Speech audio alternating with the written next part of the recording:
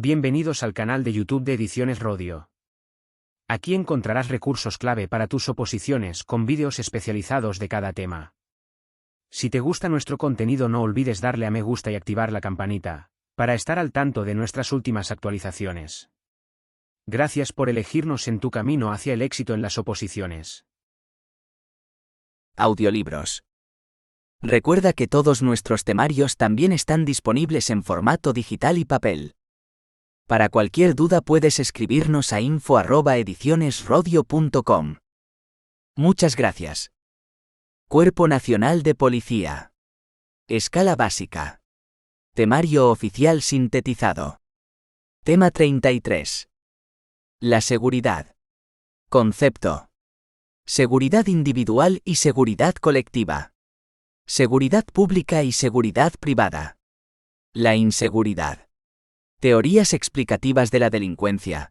Concepto, modelos explicativos y clases de delincuencia. 1. Seguridad. Concepto. La seguridad es un estado en el cual los peligros y las condiciones que pueden provocar daños de tipo físico, psicológico o material son controlados para preservar la salud y el bienestar de los individuos y de la comunidad. Es una fuente indispensable de la vida cotidiana, que permite al individuo y a la comunidad realizar sus aspiraciones. El alcance de un nivel de seguridad óptimo necesita que los individuos, las comunidades, gobiernos y otros interventores creen y mantengan las siguientes condiciones, y esto sea cual sea el nivel de vida considerado. Un clima de cohesión y paz social, así como de equidad, que proteja los derechos y libertades tanto a nivel familiar, local, nacional como internacional. La prevención y el control de heridas y otras consecuencias o daños causados por los accidentes. El respeto a los valores y a la integridad física, material o psicológica de las personas. El acceso a medios eficaces de prevención, control y rehabilitación para asegurar la presencia de las tres primeras condiciones. Estas condiciones pueden ser garantizadas a través de acciones sobre el medio ambiente, físico, social, psicológico, político y económico, organizacional, etc., y los comportamientos. 2. Seguridad individual y seguridad colectiva. 2,1. Seguridad individual. La seguridad surge como condicionante básico de la personalidad y la libertad de los individuos, para la realización del hombre en todos sus aspectos. La seguridad aparece como un derecho personal, pues es absolutamente necesaria para que el ser humano pueda lograr el desarrollo de los derechos fundamentales y libertades públicas. Se trata, en suma, de conseguir la seguridad para el establecimiento, protección y desarrollo de una convivencia democrática garantizada por el Estado de Derecho, que significa que todos, tanto los particulares como los poderes públicos, quedan sujetos al imperio de la ley. La seguridad es necesaria para el fortalecimiento de la paz y la libertad. 2,2. Seguridad colectiva. En las sociedades modernas, la vida social descansa sobre la normalidad jurídica. Uno de los principios más arraigados del derecho es el que se denomina seguridad jurídica, que implica la pervivencia en el tiempo de una serie de normas y que los individuos conozcan hasta dónde se extiende su esfera de libre actuación y dónde comienza la de los demás. La seguridad colectiva viene garantizada por un Estado de Derecho que asegura el imperio de la ley. Esta ley se ocupará de la protección de las personas y bienes, seguridad en sentido estricto, y el mantenimiento de la tranquilidad u orden ciudadano. La seguridad para la realización de los derechos y deberes está garantizada por la actuación de las fuerzas y cuerpos de seguridad. 3. Seguridad pública y seguridad privada. 3,1. Seguridad pública. 1. La seguridad pública es competencia exclusiva del Estado. Su mantenimiento corresponde al gobierno de la nación. 2. Las comunidades autónomas participarán en el mantenimiento de la seguridad pública en los términos que establezcan los respectivos estatutos y en el marco de esta ley. 3. Las corporaciones locales participarán en el mantenimiento de la seguridad pública en los términos establecidos en la Ley Reguladora de las Bases de Régimen Local y en el marco de esta ley. 4. El mantenimiento de la seguridad pública se ejercerá por las distintas administraciones públicas, a través de las fuerzas y cuerpos de seguridad. 3,2. Seguridad privada.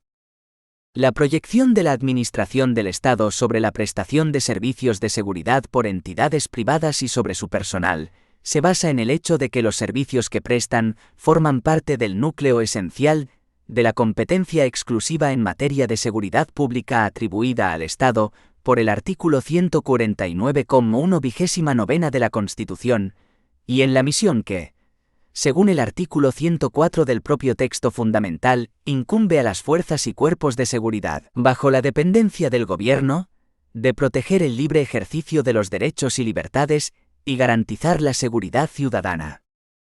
La defensa de la seguridad y el legítimo derecho a usarla no pueden ser ocasión de agresión o desconocimiento de derechos o invasión de las esferas jurídicas y patrimoniales de otras personas.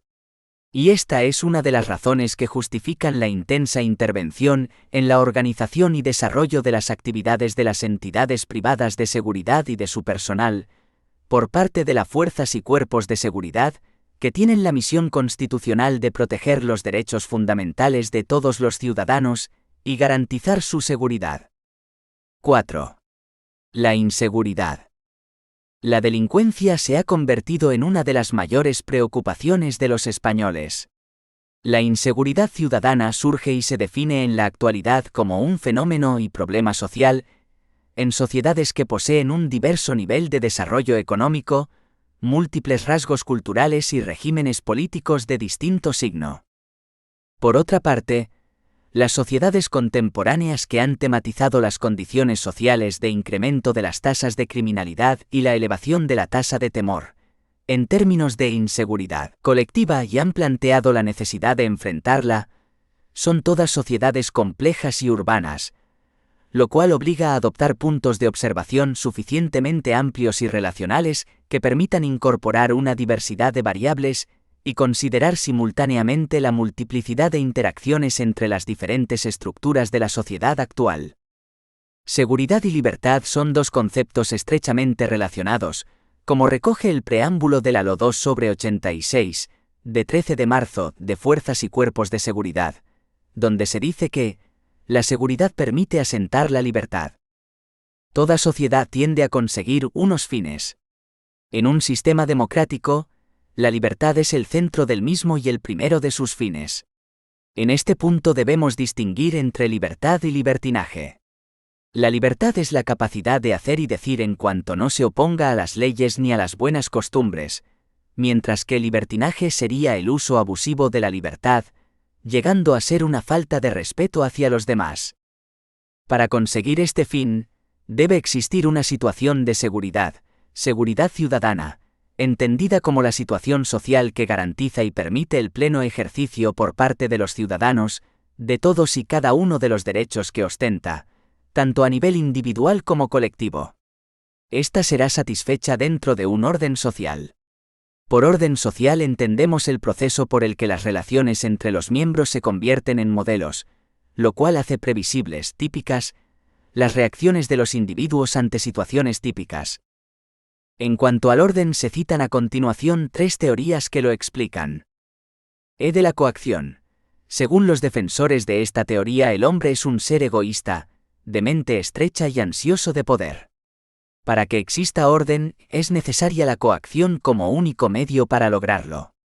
Ejemplo, un sistema autoritario, la dictadura, Maquiavelo y Hobbes. Del interés mutuo.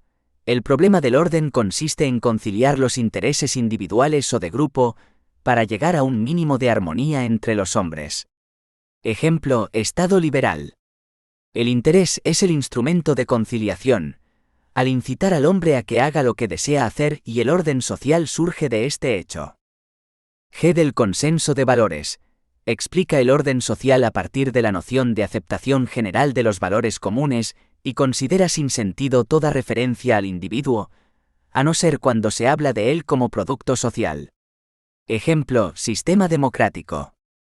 La sociedad establece unas instituciones cuyo objetivo es mantener la seguridad ciudadana, que es lo que llamamos control social. La principal de estas instituciones es la jurídica, que tipifica como normales o legales unas determinadas conductas y como anormales o ilegales otras. De este modo, el derecho se convierte en una respuesta social frente a comportamientos desviados que son más frecuentes en ciertos grupos sociales, debidos a ciertas carencias, afectivas, económicas, etc., o a un proceso de socialización deficiente que impide al individuo asimilar las normas de conducta. Por ello, al no existir un control interno de la conducta por parte del individuo, se exige por parte de la sociedad un control externo, representado por las leyes penales, que justificarán la intervención policial, judicial y penitenciaria. A estas leyes penales, derecho, están sujetos tanto el Estado como los ciudadanos. El Estado, al estar sujeto al derecho, no puede quebrantar las libertades constitucionales de los ciudadanos, encarcelar sin causa legal, ni retener en prisión ni emplear la violencia en los interrogatorios. Mientras que, por otro lado, la esencia del Estado es el monopolio de la violencia legítima, en que solo tiene derecho a emplearla aquella institución cuya misión es garantizar las libertades democráticas, ideología, culto, residencia, enseñanza, sindicación, etc. La inseguridad está muy unida al concepto de desviación social. La desviación social se aplica a cualquier fracaso para conformarse con las normas consuetudinarias de la sociedad. Desviación social y psicológica. De social, es el que se desvía en su comportamiento de las normas de su cultura. De psicológica, es aquel que se desvía de la norma en su organización de personalidad. Y desviación individual y de grupo. De individual, individuo que rechaza las normas que le rodean y se desvía de su subcultura. De grupo, el desviado es un miembro conformista del grupo desviado. Desviación primaria y secundaria, LEMERT. De primaria, conducta desviada de una persona que se conforma con el resto de la organización de su vida. Quien asume esta desviación no se considera a sí mismo desviado, sino más bien como una persona decente que tiene un pequeño secreto o excentricidad. De secundaria, es aquella que resulta del hecho de identificarse públicamente como desviado. Desde el punto de vista de la desviación, la delincuencia corresponde con la desviación secundaria. Desviación culturalmente aprobada y culturalmente desaprobada. La conducta desviada se valora culturalmente. Unos tipos de desviación son condenados mientras que otros son alabados. En nuestra sociedad, el genio, el héroe, el líder, forma parte de nuestros desviados culturalmente aprobados. 5. Teorías EXPLICAT y VAS de la delincuencia. Concepto, modelos explicativos y clases de delincuencia. 5,1. Inadaptación. Cuando el sujeto no está en relación con su entorno, por no satisfacer sus necesidades biológicas o sociales, se dice que ese individuo se encuentra inadaptado. Según Durkheim, las sociedades modernas tienen un gran número de normas, sin que ninguna de ellas esté ligada o unida claramente y obligue a todos los individuos a que sean carentes de normas. Mientras que el concepto de marginación no tiene por qué implicar una conducta específica, el de inadaptación sí la implica. El inadaptado manifiesta una conducta distinta respecto al comportamiento considerado como normal dentro del contexto social en que vive. Por ejemplo, un enfermo mental. Podemos decir que la situación de marginación es la causa de que el individuo llegue a manifestar un comportamiento discrepante. Por ejemplo, el emigrante de un país con una cultura diferente a la suya sigue manifestando pautas de comportamiento que entran en conflicto con la normalidad de la cultura donde se manifiesta, o en el caso del gitano que mantiene las costumbres de su pueblo en una sociedad paya. Merton, para explicar el proceso de adaptación de un sujeto, distingue entre los medios permitidos que tienen las personas para conseguir lo que quieren y los fines a los que aspiran todos los miembros de una sociedad. En una sociedad integrada se supone que todos aceptaríamos las metas y deberíamos disponer de los medios para alcanzarlas. Pero en la mayoría de las sociedades se han enfatizado las metas y no todos tienen a su disposición los medios. Esta situación es la que se denomina anomia. En base a esto, Merton desarrolló los siguientes tipos de adaptación que pueden emplear un individuo. 12. Conformidad. Cuando la cultura está bien integrada y no existe anomia, los miembros están conformes con las metas y los medios que están al alcance de todos. 13. Innovación. El individuo acepta las metas y rechaza los medios o no tiene alcance a ellos. Entonces buscará medios alternativos para conseguirlos. Esto es rechazado y perseguido por el resto, y su consecuencia sería la delincuencia. Ejemplo: delincuentes de cuello blanco, hombres de negocios y funcionarios, y delincuentes comunes. 14. Ritualismo. El individuo abandona las metas, pero sigue rigiendo su conducta por las normas institucionalizadas. 15. Retraimiento. El sujeto rechaza tanto las metas como los medios. Ejemplo: los vagabundos, drogadictos, alcohólicos, enfermos mentales. Esta conducta de retraimiento, aislamiento, de retirada se suele dar porque previamente han fracasado sus relaciones con el entorno. 16. Rebelión. Consiste en el rechazo de las metas y los medios y sustituye ambos por otros distintos. En resumen, diremos que cada persona tiende a las conductas aprendidas en el proceso de socialización. Es lo que nos lleva a las personas adaptadas a conformarse con el orden social establecido, mientras que la inadaptación se identifica con el inconformismo. Debido a que su proceso de socialización no ha sido el más adecuado, suelen ser sujetos con grandes carencias afectivas. Robert K. Merton. La anomia se puede producir ante un conflicto de roles, en el que el afectado no tiene clara su actuación por coincidir distintas normas contrapuestas en un mismo caso. Extendido al sistema social, se produce anomia cuando los fines propuestos por la sociedad, riqueza, triunfo, etc., no se pueden conseguir con los medios de que se dispone. Robert Merton señala que en todo sistema social se han de distinguir dos factores. Objetivos establecidos por la sociedad, es decir, metas a las que hay que llegar. Medios propuestos para alcanzar estos objetivos. Este orden de cosas puede ser aceptado o no por la persona. Si acepta tanto los objetivos como los medios que se le facilitan para conseguirlos, estamos en presencia de lo que él llama conformismo. El caso contrario es inconformismo. 5,2. Marginalidad. El término marginalidad, introducido por Park en 1928, hace referencia a las condiciones de trabajo, sociales y de vida de los habitantes de determinados sectores de población.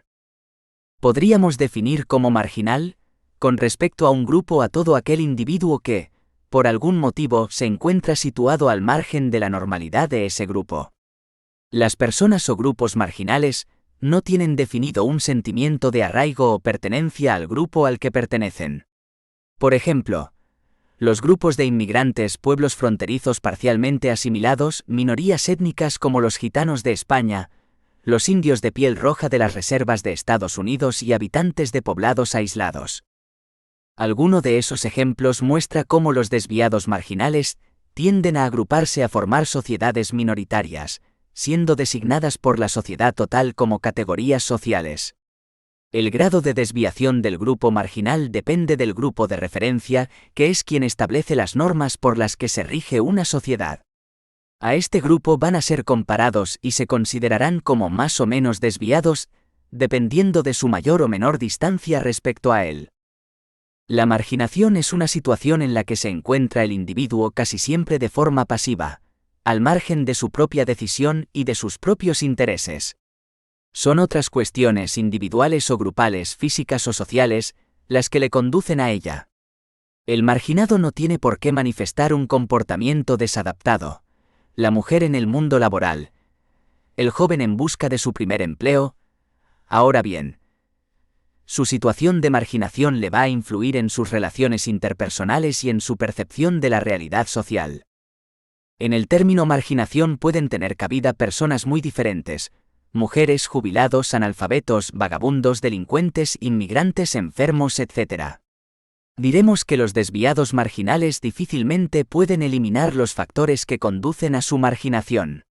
Estos consisten en determinadas características como color de piel, falta de educación, sexo, edad, carencias económicas o afectivas. De este modo podemos clasificar las formas de marginación social como 17. Marginación legal, reclusos, delincuentes, etc. 18. Automarginación, suicidios, vagabundos. 19. Marginación cultural, restos de castas, analfabetos, etc. 20. Marginación laboral, jubilados, parados, emigrantes. 21. Marginación sanitaria, enfermos, deficientes, disminuidos. 5,3. Tipos de delincuencia. Si el delincuente es el sujeto que delinque, o lo que es igual, sujeto activo o agente del delito, entonces la delincuencia es la calidad de delincuente, la comisión de un delito o un conjunto de delitos en general o referidos a un país o época. A su vez, un diccionario puede decir que delito es la culpa, crimen o quebrantamiento de la ley. Dicho de manera más precisa, es la acción u omisión voluntaria, imputable a una persona que infringe el derecho y que es penada por la ley. En cuanto a la delincuencia, una definición elemental señala que, delincuencia es la conducta resultante del fracaso del individuo en adaptarse a las demandas de la sociedad en que vive. En un comunicado de prensa emitido por el Consejo Europeo de Tampere, realizado en octubre de 1999, y luego de la conferencia de alto nivel celebrada en Praia da Falesia el 4 y 5 de mayo del 2000, la Comisión Europea llegó a la conclusión de que se define la delincuencia como todo acto punible cometido por individuos o asociaciones espontáneas de personas. No obstante, indica el mismo documento, esta definición engloba distintas realidades como la delincuencia en sentido propio, la delincuencia con un nivel de infracción penal menos grave pero más frecuente, la violencia que afecta a los medios más diversos, la falta de civismo, que incluye comportamientos asociales o antisociales, como sería más apropiado decir, que no constituyen una infracción penal. Para la mayoría de los sociólogos y los criminólogos, la delincuencia es un fenómeno social, es decir, está estrechamente ligado a la sociedad. El acto delictivo varía de sociedad en sociedad, pero su frecuencia y tipos responden a ciertas regularidades que han sido estimadas por la sociología, obteniendo los siguientes resultados. 22. Existe una relación entre delito y clase social. La delincuencia es mayor entre las clases bajas, pues esta clase está expuesta en mayor medida al desempleo, crisis económica, bajos sueldos. Mientras que en las clases altas se dan otro tipo de delitos como falsificación de moneda, malversación de fondos, soborno, etc. 23. Existe otra clase de delitos que podríamos llamar no utilitarios. Son los realizados en pandilla, los gamberros. Su conducta se basa en una larga acumulación de frustraciones, lo que se busca es conseguir autoestima o prestigio en el entorno en que se relaciona. 5,4. Teorías de la delincuencia. 5,4,1. Explicaciones biológicas. Las explicaciones biológicas, como las sociológicas, tienen una larga historia. Shakespeare mostró una línea de pensamiento de esta índole cuando nos aconsejó que evitáramos a las personas con aspecto enjuto e iracundo. Se trataba de un argumento con bastante sentido común, al menos con el suficiente atractivo como para ser retomado por los fisionomistas del siglo XVIII, quienes creían que los rasgos faciales de un individuo eran un reflejo de su personalidad y, de ahí, de sus posibles tendencias criminales. A caballo entre el siglo XVIII y el XIX nos encontramos a los frenólogos, quienes se ocuparon de observar las protuberancias y otras irregularidades de los cráneos de los reclusos. De esta forma pensaban identificar los diferentes tipos de personalidad y, cómo no, la personalidad criminal. Lombroso. Lombroso, 1835-1909, fue el primero en desarrollar una teoría científica sobre la delincuencia, aunque no distinguiera entre delincuentes juveniles y adultos. Él aseguraba que los delincuentes eran personas degeneradas o atávicas, es decir, con unas características de desarrollo psicológico y físico propias de etapas anteriores de la evolución del ser humano. Sheldon. El primer intento para relacionar sistemáticamente los rasgos corporales con la delincuencia se debe a W. Sheldon. Recogiendo un intento anterior por vincular los aspectos corporales con la personalidad, Sheldon mantuvo que existían 3 tipos básicos corporales o constitucionales, donde las formas del cuerpo se correspondían con los rasgos de personalidad. X endomórfico es un término que describe a la persona gruesa, blanda de temperamento, extravertido y amante del confort, temperamento viscerotónico. Y mesomórfico implica un cuerpo musculoso y duro, con un temperamento agresivo o somatotónico. Z ectomórfico se aplica a los cuerpos delgados y débiles, con un temperamento introvertido y sensible cerebrotónico. El autor analizó a 200 delincuentes juveniles y los comparó con un grupo control, no delincuentes, llegando a la conclusión de que en los primeros destacaba fundamentalmente un tipo constitucional mesomórfico. Kretschmer, 1888-1964, médico psiquiatra alemán, realiza su estudio sobre la relación entre la constitución física y temperamento partiendo de enfermos que sufrían esquizofrenia y psicosis maníaco-depresiva. Observa que entre sus pacientes existe cierta correspondencia entre la estructura somática y la psíquica. Esto le lleva a sistematizar el estudio y a establecer una clasificación tipológica doble: tipos morfológicos o corporales y tipos temperamentales. 27 tipos somáticos o morfológicos. Kretschmer distingue 4 tipos con características diferenciadas. Leptosomáticos o asténicos. Caracterizado por caja torácica plana y alargada, pelvis ancha, relieve superficial delgado y tendinoso con poco tejido adiposo, extremidades largas y delgadas con manos y pies largos y estrechos, cabeza pequeña y cuello largo y delgado, cara estrecha y ovalada, nariz estrecha y afilada, cabello recio. Pícnico. Caracterizado por caja torácica abombada y corta, relieve de formas redondas suaves con mucho tejido adiposo, extremidades cortas, manos y pies anchos y cortos, huesos finos, cabeza redondeada y relativamente grande, cuello corto y macizo, cara ancha, cabello flojo y tendencia a la calvicie. Atlético. Caracterizado por hombros fuertes y anchos, tronco trapezoidal con pelvis estrecha, relieve muscular sobre una recia armazón ósea, brazos y piernas fuertes, manos y pies grandes, cara tosca con salientes pronunciados y de forma oval alargada, cabello fuerte. Después de haber clasificado estos 3 grupos, Kretschmer se encontró con que había sujetos que no era posible incluirlos dentro de ninguna de estas clasificaciones. Para poderlos clasificar formó un nuevo grupo. Displásicos. Incluye los casos de anomalías constitucionales como enanismo y gigantismo, los casos extremos de los otros tipos y los tipos mixtos imposibles de clasificar. Los llama así porque la displasia es una desviación o detención del proceso de plastificación, es decir, adquisición y moldeamiento de la forma física normal. 28 tipos psíquicos. Correlativamente a los 3 tipos somáticos se establece los tipos psíquicos. Esquizotímico. Sus características son: se desconecta fácilmente de la realidad y se aísla, su sensitividad es marcadamente bipolar, o muy exagerada o muy disminuida. Es muy susceptible y suspicaz o totalmente indiferente y frío. Sus impresiones son más de orden psíquico que sensorial. Exterioriza poco, es callado y reservado. Su intimidad difícilmente puede ser penetrada. Es poco influenciable por el ambiente y poco práctico. Ciclotímico. Sus características son: sociable, abierto, cordial. Su vida está condicionada por el estado de ánimo fluctuando entre la alegría y la tristeza, ciclo, sin que haya causas externas que lo motiven. No tiene lógica fuerte.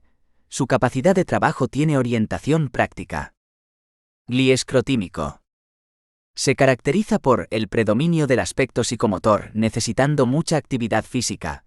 Son sujetos poco flexibles, persisten insistentemente en lo que piensan, su conversación tiende a ser monotemática, son pegajosos en el trato social, pueden ser apáticos o impulsivos.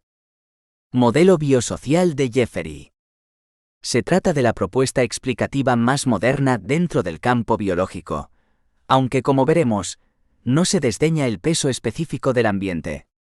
El modelo biosocial se fundamenta en que la conducta refleja las variables genéticas y las ambientales. El tipo de conductas mostrado por un organismo depende del carácter del ambiente, estímulo, y la forma en que el estímulo es codificado, transmitido y decodificado por el cerebro y el sistema nervioso. En definitiva, el modelo de la criminología biosocial es un modelo de predisposición. Nosotros no heredamos la conducta más de lo que heredamos la altura o la inteligencia. Lo que heredamos es una capacidad para interaccionar con el ambiente. Así, la delincuencia no se hereda, pero en el cerebro se halla presente una preparación bioquímica para esta conducta, la cual, si interacciona con un cierto tipo de ambiente, producirá la delincuencia. Teorías endocrinas. Tiene su causa en procesos hormonales o endocrinos, glándulas. Teorías antropométricas. Alfonso Bertillón, director de prisiones, medición corporal de los presos. Teoría genetista. La herencia de los padres, anomalías cromosómicas. XXY síndrome Klinefelter, YYX gigantismo. No hay individuos genéticamente criminales, sino que en algunos casos existe una predisposición genética hacia la criminalidad, que para que se consume requiere la confluencia con otros factores, hoy desconocidos, pero que sobre los cuales le es posible al propio individuo actuar con su libertad y libre albedrío. Teorías de Trasler sobre la ansiedad, teoría de la frustración. Opina que la ansiedad y la angustia actúan como pulsiones que llevan a situaciones muy especiales de aprendizaje. Por ejemplo, el escape de ansiedad por vía delictiva, o en otros términos, el aprendizaje delictivo para evitar la ansiedad o el aprendizaje social para evitar la angustia condicional. El dolor se puede utilizar como una pulsión para producir aprendizaje por escape. 5.4.2. Explicaciones psicológicas. En un breve resumen podríamos distinguir. Psicopatología. Las disfunciones psíquicas explican ciertos comportamientos asociales y delictivos. Psicodinámicas. Basada en el psicoanálisis de Sigmund Freud, relaciona las conductas criminales con problemas no resueltos en la infancia, complejo de Édipo. Psicológicas. Factores de personalidad o de aprendizaje, Bandura.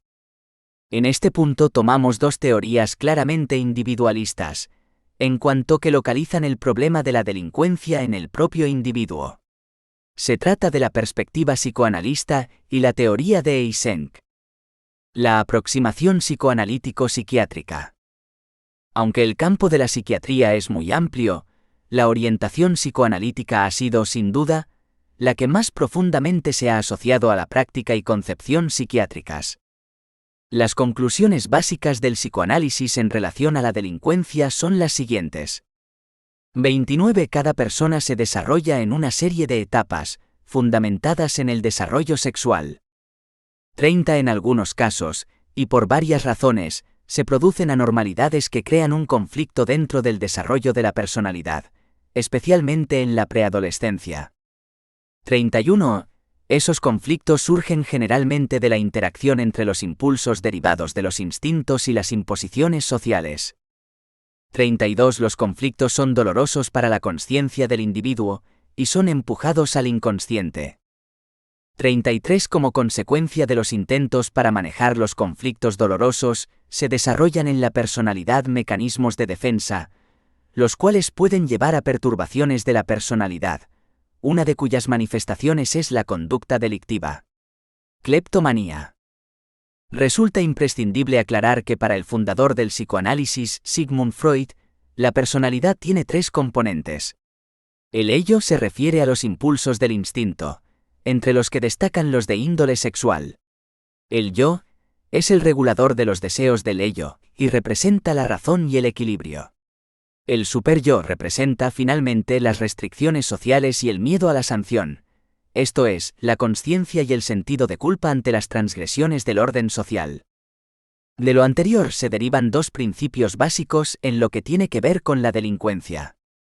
La delincuencia es el síntoma de conflictos internos de la persona, ubicados generalmente en el nivel inconsciente de la mente humana, y por consiguiente, no sujetos al control de la razón. Tales conflictos son una enfermedad, la cual si no es tratada irá empeorando de modo progresivo. Teoría de H.J. Eysenck. La postura de Eysenck es radicalmente distinta a la mantenida por el psicoanálisis. La delincuencia revela el fracaso de los sujetos en aprender las normas sociales. ¿Cómo aprenden las personas a no meterse en líos con la ley? Se trata de un proceso de condicionamiento. Los padres o tutores de los niños tienen el deber de castigarlos cuando cometen acciones inadecuadas o predelictivas. Si tal castigo, que no tiene por qué ser desmesurado, se ejerce de modo consistente cada vez que el niño se comporta de modo antisocial, este quedará condicionado a evitar futuras malas conductas, ya que la expectativa de cometer un acto de estas características le producirá recuerdos y sensaciones desagradables derivadas del castigo recibido anteriormente. La capacidad de condicionar depende en buena medida de factores heredados, ya que el sujeto posee tipos de personalidad determinados técnicamente que facilitan o dificultan el aprendizaje de respuestas de evitación de la delincuencia. En concreto, para Eysenck, los sujetos con una personalidad caracterizada por alta extraversión, alto neuroticismo y alto psicoticismo serán las que con mayor probabilidad desarrollarán conductas delictivas. 5.4.3. Explicaciones sociopsicológicas. Otras teorías psicológicas han destacado el aspecto relacional de la delincuencia, es decir, la vinculación entre el medio ambiente y la persona que interacciona con él. La nota característica de estas teorías es que asumen que la delincuencia es un fenómeno aprendido, en donde tanto la persona como el ambiente desempeñan un papel determinante. La teoría del aprendizaje social. Esta teoría mantiene que las personas aprenden a delinquir. Los mecanismos de este aprendizaje son dos. Por una parte, los sujetos tienden a comportarse según los beneficios o refuerzos o perjuicios derivados de sus actos. Así, si los refuerzos dispensables a una conducta sean de índole material, dinero, bienes o social, alabanzas, sentimiento de autoestima elevada, son superiores a los perjuicios, castigo físico, pérdida de aprobación social, etc., tales conductas tenderán a repetirse en el futuro. Por otra parte, existe el aprendizaje vicario u observacional, que es en esta teoría el más importante. Se trata, en síntesis, de la influencia del ejemplo. Las personas tenderán a comportarse de acuerdo a cómo lo hacen sus modelos, si estos modelos resultan premiados o reforzados en sus conductas. Teoría de la asociación diferencial de Sutherland. La teoría de la asociación diferencial propone que aquellos niños que en el transcurso de su sociabilidad han asimilado más definiciones antisociales que definiciones favorables a la ley, tenderán a cometer delitos. Actualmente tenemos 6 proposiciones que recogen todo el desarrollo conceptual de esta teoría. Proposición primera. La conducta delictiva es aprendida. Proposición segunda. La conducta delictiva es aprendida en interacción con otras personas, en un proceso de comunicación. Proposición tercera. La parte principal de este aprendizaje ocurre dentro de grupos cercanos al sujeto, es decir, a través de las relaciones personales. Proposición cuarta. El aprendizaje de la conducta delictiva incluye técnicas o habilidades para cometer los delitos. Los motivos, impulsos y razones para delinquir. Proposición quinta. El sentido, la dirección de los motivos e impulsos se aprende bien como favorable a la ley o bien como desfavorable. Proposición sexta. Una persona llega a ser delincuente por causa de un exceso de definiciones favorables a la violación de la ley, en relación a las definiciones desfavorables. Teoría del delincuente de cuello blanco, Sutherland. Es un delito cometido por una persona respetable y de alto estatus social en el curso de su ocupación. Delincuencia organizada, delincuencia corporativa, tráfico de influencias, prevaricación, cohecho, malversación de caudales públicos, delito económico. Es un delito como cualquier otro, y que en la mayoría de las veces entra dentro de la cifra negra de la criminalidad. Es inconsciente tanto para la policía, salvo especialistas, como para la víctima. Sería necesaria la definición, tipicidad, de cada una de las figuras delictivas, y no ambigüedades, para alcanzar un grado aceptable de seguridad jurídica y con ello el principio de legalidad. Teoría situacional. Esta teoría parte de un postulado básico. El mismo indica que teniendo en cuenta que la propia convivencia comunitaria suministra cotidianamente oportunidades que facilitan las conductas delictivas, o al menos sus resultados, es necesario reducir al mínimo aquellas condiciones óptimas para delinquir. Por lo tanto, una eficaz estrategia de prevención requiere incrementar el esfuerzo necesario para cometer un delito, minimizar las recompensas del delito y aumentar las probabilidades de ser detectado. 5.4.4. Explicaciones sociológicas. A diferencia de las teorías sociopsicológicas, donde la explicación de la delincuencia depende de la interacción de factores individuales y sociales, las teorías sociológicas sitúan el problema completamente fuera del individuo, en el ambiente o medio social. En general, las teorías sociológicas suelen dividirse en estructurales y subculturales. Las primeras se centran en considerar las desigualdades sociales existentes a la hora de obtener los objetos culturalmente deseables, dinero, prestigio, etc. Las segundas asumen una mayor variación en los intereses y actitudes de distintos sectores de la población, considerando la delincuencia como el resultado de un conflicto de normas entre la sociedad dominante y ciertos subgrupos. La teoría de la oportunidad diferencial. La delincuencia depende del acceso diferencial a las oportunidades legítimas e ilegítimas para conseguir ajustarse a la sociedad. Cuando las oportunidades legítimas resultan bloqueadas, los jóvenes emplearán medios ilegítimos para conseguir los bienes culturalmente deseables, siendo la delincuencia uno de esos medios ilegítimos. Los adolescentes que forman subculturas delictivas han interiorizado el deseo de obtener metas convencionales, y como son incapaces de conformarse con aspiraciones menos ambiciosas, se sienten muy frustrados. Como resultado, buscarán alternativas no convencionales. La forma en que se concretará la conducta delictiva depende del tipo de actividades, normas y modelos ilegítimos a los que el joven tenga acceso. Así distinguimos tres subculturas.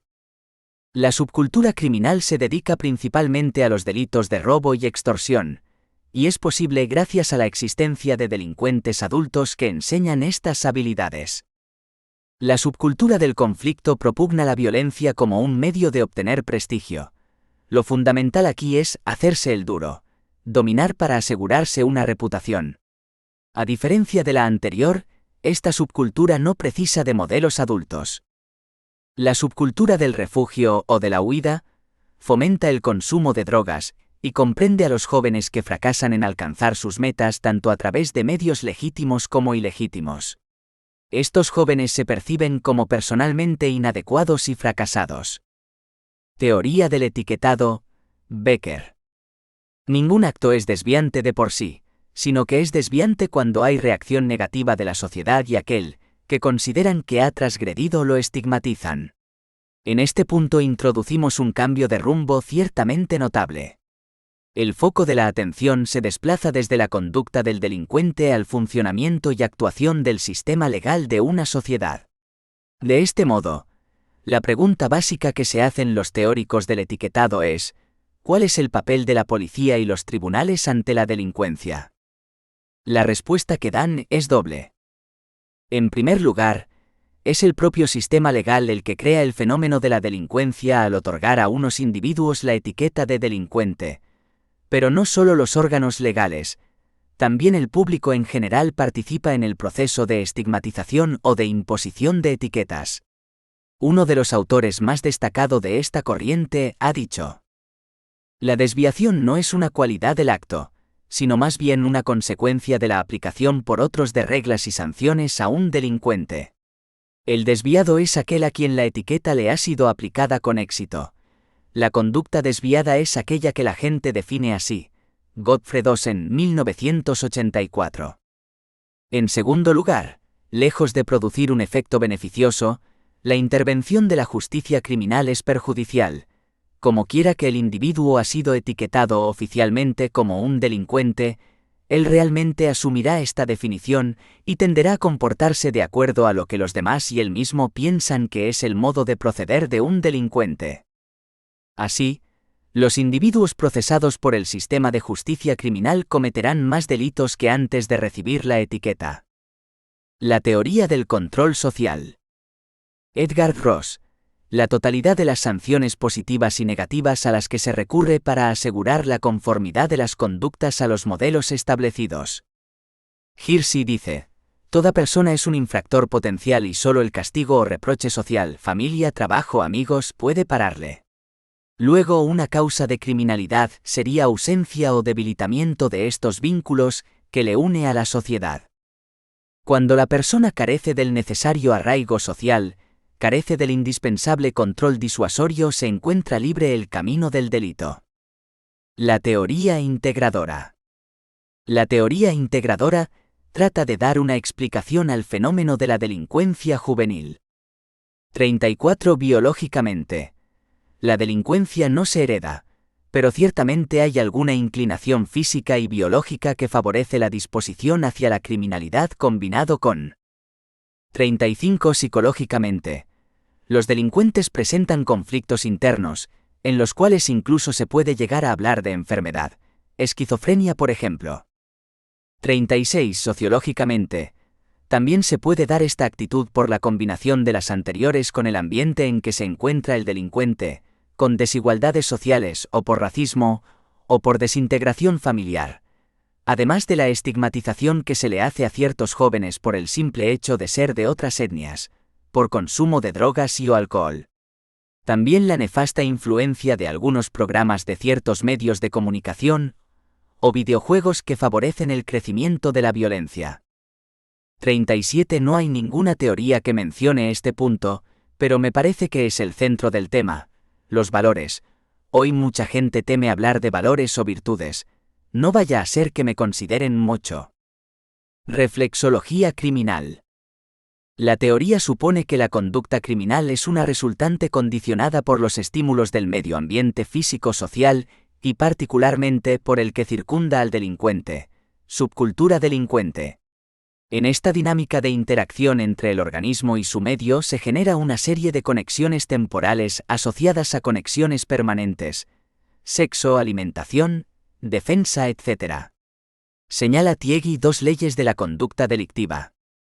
Al que las necesidades innatas, conexiones permanentes o reflejos incondicionados se satisfacen en un ámbito determinado, ya sea en la familia, la escuela, la pandilla, el club. Aquí, un complejo de fuerzas condiciona con mayor o menor intensidad de unas sobre otras, y en una dirección posible, las reacciones o procesos conductuales delictivos. La conducta criminal, siendo consecuencia de conexiones temporales, no constituye un fenómeno irreversible. Se puede tratar con aplicación psicosocial. Teoría holística conductual y aprendizaje. Según Tiegui, se deben señalar tres modelos teóricos de la criminalidad. AN subcultural. AO antisocial. AP, criminalidad por aprendizaje sociocultural crítico. 5,5. Teorías plurifactoriales. La criminología es una ciencia compleja que se apoya en la sociología, psicología, medicina, matemática, ciencia jurídica, etc. La ciencia del fenómeno criminal se desarrolla en varios planos: el del crimen, que aísla el estudio del acto criminoso en la vida del hombre, considerándolo como un episodio con comienzo, desarrollo y fin; el criminal, estudio individual de las características del autor de su acto criminal y de factores que han influido en la formación y evolución de su personalidad; criminalidad, conjunto de actos criminales que se producen en un tiempo y lugar determinado, y la víctima o perjudicado. La causa de la criminalidad no depende de un solo factor sino de varios: rasgos personales, familia, escuela, personalidad, ámbito territorial donde se desenvuelve. La personalidad criminal es un producto biológico social. Tipología de los delincuentes. Ferry en 1880 propuso la siguiente clasificación. AQ: criminales locos. Se ubican en zona intermedia, entre la enajenación y la salud mental. AR: criminales natos.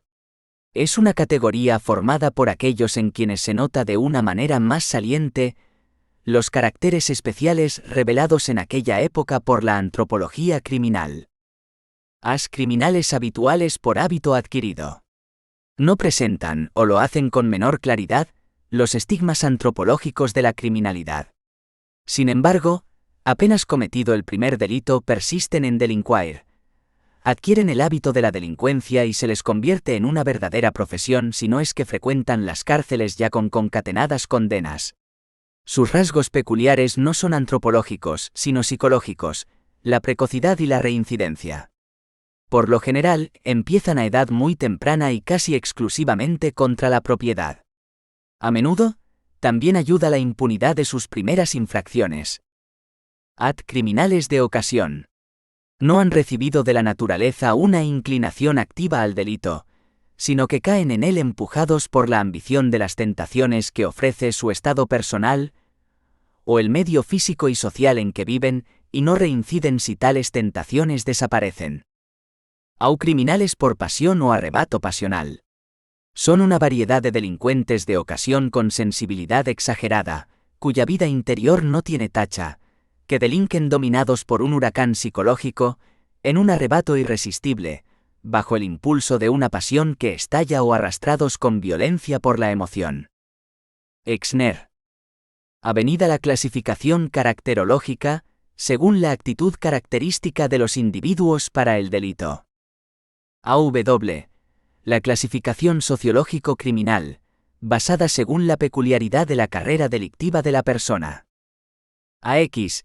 La clasificación psicológico-criminal según los móviles de la persona que conducen al delito. Hay la biológico-hereditaria, según las presunciones conforme con la disposición del delito.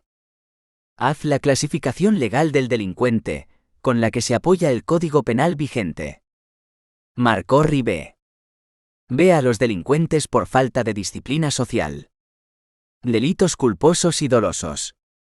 Infractores de las leyes de tránsito. Ve los delincuentes de profesión y con aversión al trabajo. Delincuentes habituales. Vagabundos que cometen delitos de escasa cantidad. Delincuentes de profesión especializados. Atracadores o asaltantes. Ladrones de automóviles y motocicletas. BC delincuentes contra la propiedad por drogodependencia. Grupo criminal de gran preocupación no solo por el número creciente, sino por su gravedad sanitaria, transmisión de enfermedades tales como hepatitis B o SIDA. BD. Delincuentes contra la propiedad por escasa capacidad de resistencia a los estímulos criminógenos. No efectúan la declaración obligatoria de la renta. Cajeros infieles. Simulan o exageran secuelas de accidentes para obtener injustas compensaciones económicas. Funcionarios que abusan de sus funciones para enriquecerse personalmente. Delincuentes por agresividad. Personas caracterizadas biológicamente. Intensa excitabilidad neuropsíquica, pobreza afectiva y a la ausencia de sentimientos sociales, determina una inclinación permanente para atacar a las personas que hallan a su alrededor. En buena parte son alcohólicos, y frecuentemente cometen sus actos bajo la influencia inmediata de una intoxicación etílica aguda. Cometen la mayor parte de los homicidios. Epilepsia. Electroencefalograma con signos persistentes de irritabilidad. Antecedente patológico de encefalitis, meningitis o traumatismo craneal. Matón de la ciudad. Busca pleitos. Maltratadores. Hooligans. BF delincuentes por falta de dominio de su sexualidad. Violadores. Sádicos. Incestuosos. Exhibicionistas. Fetichistas, se excitan con prendas o partes concretas del cuerpo. Voyeuristas, que obtienen placer contemplando actos sexuales de otros. Flotters, que obtienen placer con el contacto breve en aglomeraciones. Victimología. Es la parte de la criminología que estudia las circunstancias que influyen en las personas como objetivo de la violencia existente en toda sociedad, es decir, las víctimas como sujetos pasivos de la violencia social.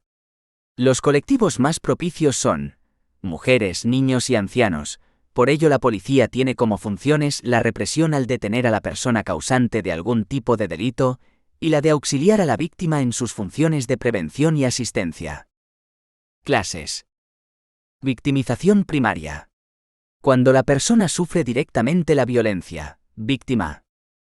Consiste en el efecto de sufrir directa o indirectamente un daño con ocasión de hechos delictivos, conductas desviadas, accidentes fortuitos, acontecimientos violentos o catástrofes naturales. Dentro de las víctimas podríamos hacer la siguiente clasificación.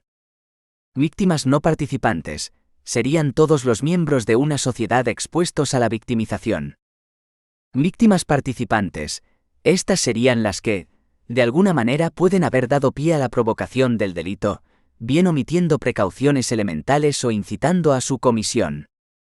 Víctimas familiares son las que pertenecen al mismo grupo familiar del infractor. Suelen ser mujeres, niños y ancianos indefensos, que constituyen una cifra negra en las estadísticas médicas, policiales y judiciales. Víctimas especialmente vulnerables pueden ser, además de las víctimas familiares, las afectadas por incapacidades físicas o psíquicas, los individuos de un determinado color de piel o por la etnia a que pertenezca en determinados países o situaciones, los trabajadores de determinadas profesiones como policías, guardas jurados, taxistas, empleados de banca, etc. Víctimas falsas son los que, por ánimo de lucro, venganza, senilidad, autoexculpación o simplemente deseo de llamar la atención, denuncian un delito que nunca se produjo. Victimación secundaria. Se produce cuando la víctima va en busca de ayuda y sufre las molestias de los procedimientos lentos e inadecuados de la administración, policía y justicia. Las medidas son el trato correcto y orientación adecuada a la víctima, policía. Actuación procesal, juicios rápidos. Es la agravación de la victimización primaria por ausencia de reacción por parte de la sociedad a la que pertenece el sujeto pasivo del delito, o por la falta de sensibilidad entre los encargados de ejercer el control social de la actividad delictiva, policías, jueces, etc. Victimización terciaria.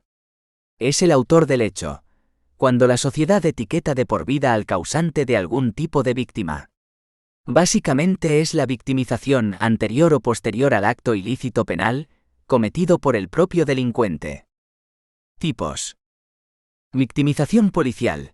Pueden ser torturas, malos tratos o vejaciones sufridas por los delincuentes en los regímenes totalitarios e incluso en los democráticos, en determinadas raras y puntuales circunstancias.